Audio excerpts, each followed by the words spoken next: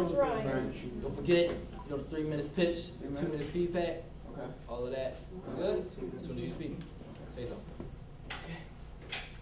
All right, hello, ladies and gentlemen. My name is Ryan Harris, but I'll get more into that later. I'd like to thank you for coming. I hope you've had a great time so far. And basically, I just want to thank you for all coming here and supporting me. I really appreciate that. Okay, so for those of you who are listening, I'd like you to raise your hand if you currently have any children in school or know anybody else that has children currently in school.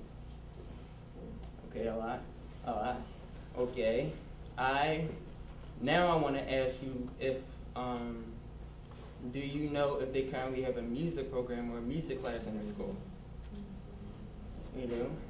So, all right, for those who say yes, I'd like to bring some attention to you. So, did you know that in our current world's situation, well, our United States situation, that the government is rapidly cutting funding, all sorts of programs and stuff, like the budget cuts and everything? Well, one of the first targets they're setting their sights on is music classes. They're trying to cut out music, that's the first thing they're aiming at, because they think, all right, well, schools think, principals, they think, all right, the government doesn't give standardized tests to music classes, so that's all right, we cut them out first. But that's really a big mistake. So for those who say no, I'm the guy that's fighting to get your children music classes and things, because really that's really a valuable experience in their lives, to be able to express themselves. It's a number of ways to really help them in their life. And they learn about new cultures, they learn about history and stuff, and I really think that's important for really anybody, especially in school, to get a development as they're growing and they're getting older. Okay, so now for who I am. My name is Ryan Harris, also known as DJ Scorpion. Yes, I said DJ. Yes, DJ. That's where it comes. Scorpion's Musical Hope. My DJ name is DJ Scorpion. I've been a DJ for several years now, trying to be the best that I could be. So I was born and raised in Philadelphia, therefore that's why I work around Philly, trying to get back to the community. So basically now I'm gonna say just to list some things. One of the biggest events I've done was actually a few months ago in October, and I actually hosted a party at Love Park.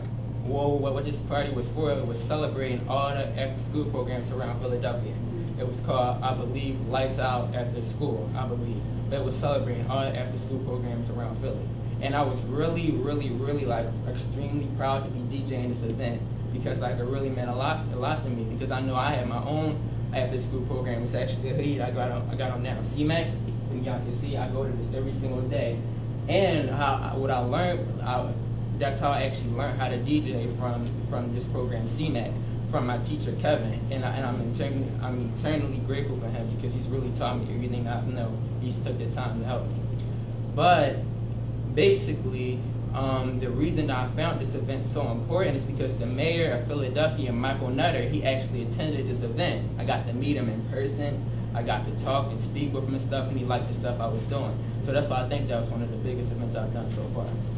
So here's now, you know what I've done. You know the epidemic that's going out. Children are constantly losing their music programs and stuff all around. It's not even a city problem. It's a city problem, a state problem, and all around the country this is happening. But it's happening a lot in Philadelphia. Schools are losing the music programs. So I'm a DJ because I've always loved working with music. And what DJing does is it allows me to be around music 24/7. So basically, even though I know how drastic it could be for a child to lose something like that, because I know tons of friends, and even me, I used to play the clarinet when I was younger, and I loved it. So for that to be taken away from children that never had experience, I hate that. That's why I created this project, Scorpion's Musical Hope, because it's my way of combating that. So basically what that is I take an extremely large portion of any generation of money I get from any event I host, from any event that I even participate in. I take an extremely large portion of that money and put it directly into saving our schools' musical programs. And even for those who don't have a musical program, I'm working on raising a program for them, so they'll be able to get experience like that and stuff, to be able to pick up new instruments and do things like that. So, is there any more slides? Okay, let's make it sure. So basically, it's me putting like, when I say a large portion of me, I really care about music. And even for those who think, all right, it's not going to affect me or anything, when you think about it, music is all around us on the radio. I know plenty of you probably listen to the radio. Think about it, if they start cutting out the music program, what if it's less artists? What if it's less radio? You can't even go in the car and turn your radio on anymore. So I think like many people are thinking, nah, it's just music, but it can really have a big impact on really our generation. So here's what I would like y'all to do. I would like, if you have any speakers that's in the basement, you don't use them or anything, like if it's any way to help me, any turntables or anything, because DJing is an expensive hobby. Like you have to have mixers, turntables, like a good setup can go for $2,000 plus.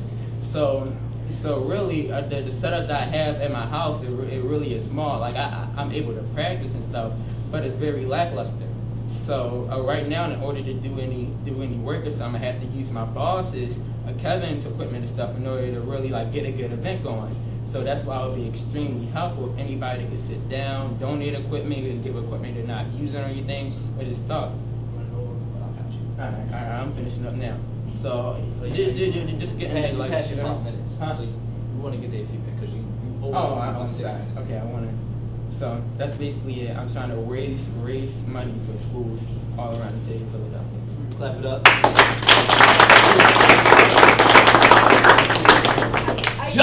I think the first thing that I noticed the most about you, Ryan, is your passion.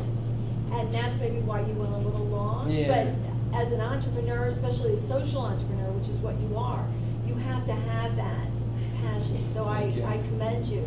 I commend you for that. Now, I don't know if you know this gentleman, but Chi Bang, who's a rapper, was one of my students. So if you could get me some tape or some music, him and I are friends on Facebook, and I could certainly share you, you know what I mean? Share you with him. But he had a dream and was in my class and then just lived it. And so I'm going to challenge you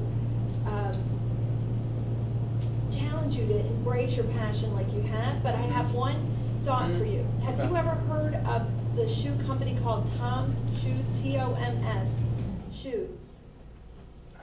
Like, I think I might have heard it, but when I think about it, I'm blank. You can't. So. All right. What he did is, Blake Mykowski is his name. He, for every shoe you buy of his, he gives a shoe to children in third world countries that don't have shoes. So his whole business model is all around using his profit to support. So I challenge you to come up with a similar kind of revenue stream that would allow you to have profit coming in, but also to use a portion of that profit to support your passion, which is schools. Yeah, I think that's a great.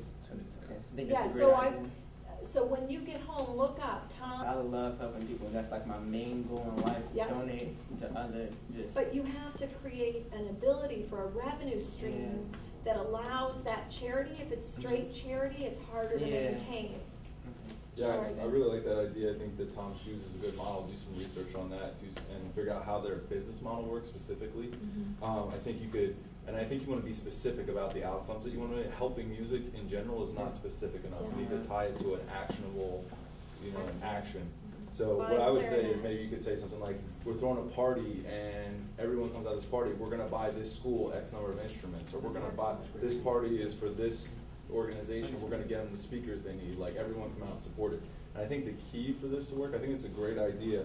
I think you could reach out, and I think it's all about collaboration. Okay, And you bring as many musicians as you can. Yeah, because that's a big thing. Like I was actually thinking, like bringing up like an alliance of DJs, like multiple DJs. Already established groups. If you come to them with a check first, they're going to listen to you, and they're going to come back to you for other events and that kind of stuff. I have a real quick comment. You and Cameron talked about working together because you could sell products. Do it later. Okay.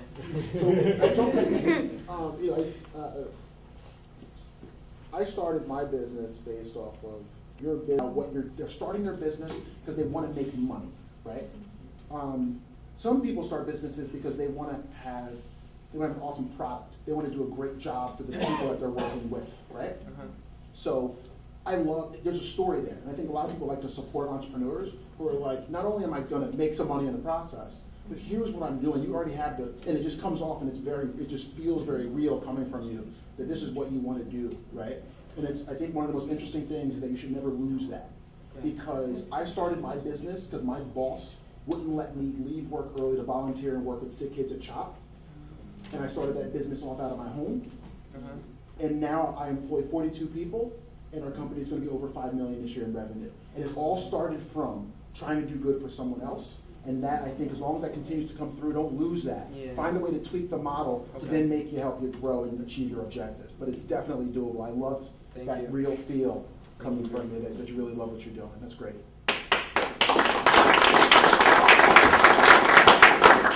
All right. Real quick, I just want to say I love you all. That's what it is.